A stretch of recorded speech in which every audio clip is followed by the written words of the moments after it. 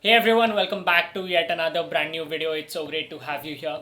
So, you're out there shooting images and the sky is dull.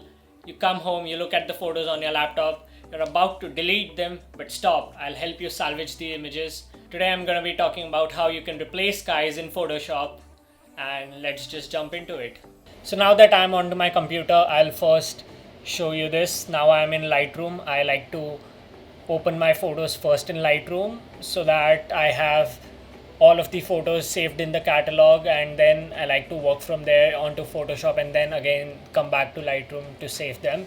So I have these two images here. As you can see, this first image, it's the sky is completely dull. There's nothing in the sky. One tip I'd like to give you when you're shooting out in the field, so when the sky is completely bad or dull, you can expose for the foreground. You should expose for the foreground. Just leave the sky blown out. It's no problem. It'll be even easier for us to select that in Photoshop later, but you need to expose the foreground properly. I clearly didn't do a good job here. I exposed it perfectly for both sky and the foreground, hence it's kind of a dark image, as you can see. So anyways, we'll take these two images. I'm gonna be replacing with this sky. If you don't have skies of your own, you can go to stock websites like unsplash.com. You can download images from free here. I downloaded this from pexels.com. I'll link few of the websites below from where you can download stock images for free. So to take these two images into Lightroom, I'll check both of these images, right click, edit in, open as layers in Photoshop, and now we'll wait for Photoshop to open them as layers. So now these images are opened in Photoshop. As you can, the first image is our main image, and the sky is in the background. It's quite a small image compared to what we have here. So we need to select the sky out, and we even need to get selection through these palm trees and all of the trees here. So I'm going to be using the rectangular marquee tool. I'm just going to select the sky area and just the land area which is connected to the sky, just the bottom here. So the first method that we are going to use to cut out skies is color range. So you go to select, you find color range, and you just select on the sky. Color range select based on luminosity, meaning it detects all of the areas that are bright and the areas that are contrasty. So that's why I told you, when you're out in the field, just focus on getting the foreground perfectly exposed and let the sky blow away. So as you can see here, if I click here, we have the trees right here. These are perfectly black, and we have a sky here which is white. It's not completely white, as you can see. This part is still black, but we'll get to that later. So I'm happy with this selection, and I'll just adjust the fuzziness from here. As you can see, if I just slide the fuzziness, it just selects the sky, but you don't have to go too much. If you go too much, you start losing details in the foreground, that is your land.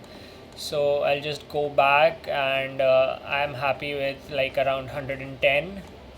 So I'll click OK, and it just makes a selection of most of the area that we told color range to select. So now that we got our main selection selected, we still need to select this kind of area that has not been selected. So I'll just click L, and I'm just going to use the lasso tool. I'm going to select this part that has not been selected and just leave it, and it'll select everything. So if you zoom in, you can see that it has selected everything based on luminosity. All of the trees are dark in color, which contrast pretty well with the sky. Hence, color range is kind of a viable option for this kind of images where the sky is bright and foreground is dark.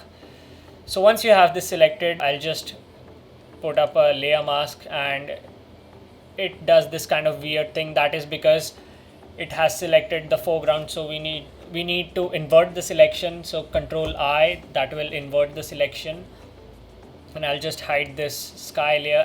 As you can see here, it does a great job at removing the sky.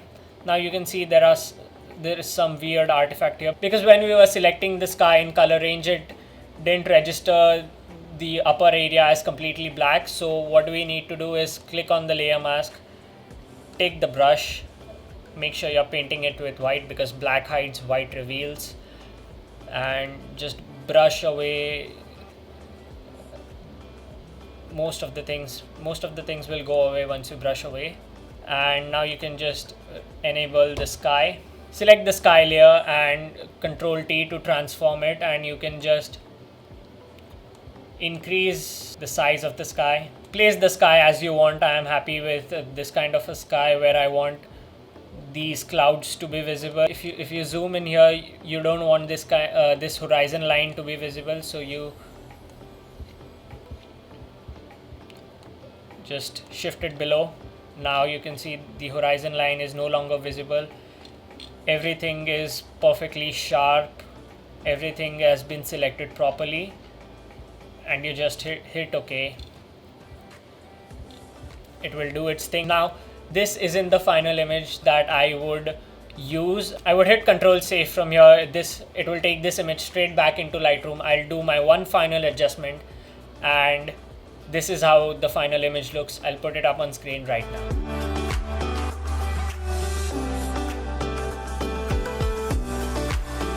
So here is another example of how you can change skies.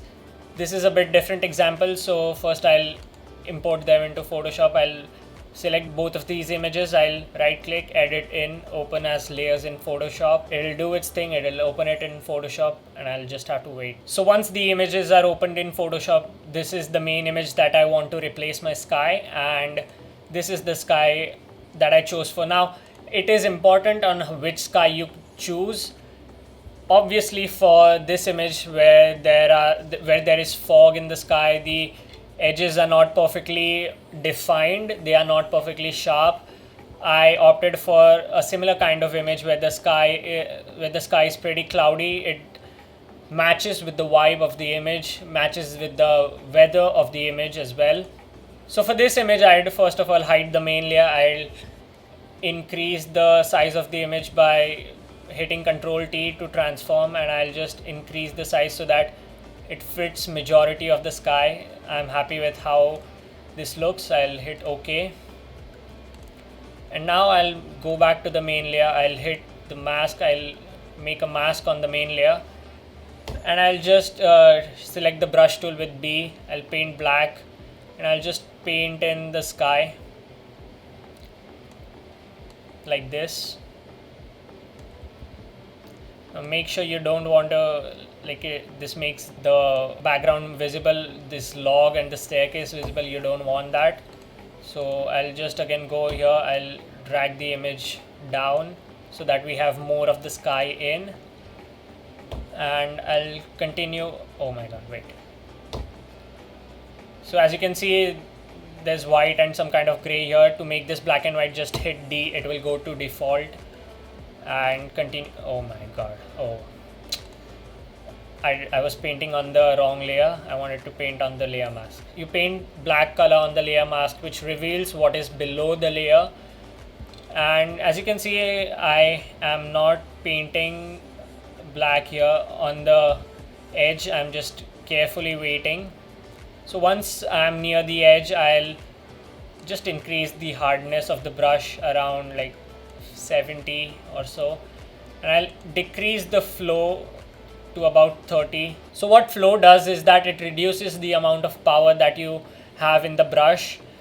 So when I paint it, it will be painted with less of an intensity than if it was 100.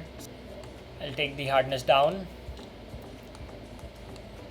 I'll just paint very carefully on the edge. I don't want to see, if you spill it a little over, it's fine, but you don't want too much of it to be spilled here.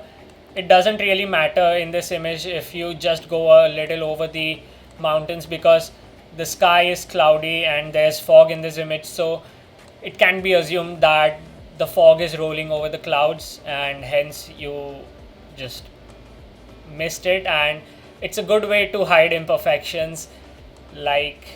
I'm not painting it 100% properly, but this is how you can paint it. And now I'll again take this photo back into Lightroom. I'll hit Control Save. It'll open it back into Lightroom, and I'll do my final Lightroom adjustments, and I'll put up the final result of the image with the Lightroom adjustments onto the screen right now so you can check it out how it looks.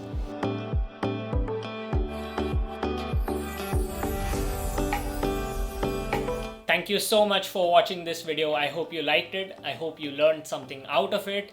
And if you did, just leave a like button down below. If you're new to the channel, don't forget subscribing, and I'll see you in the next one.